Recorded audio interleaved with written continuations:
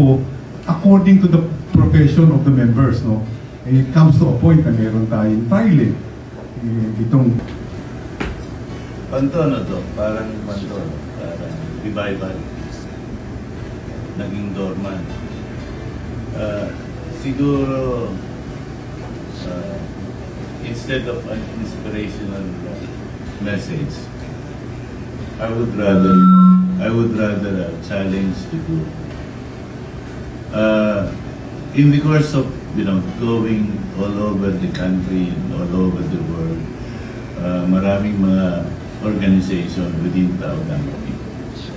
And almost always the problem is sustainability.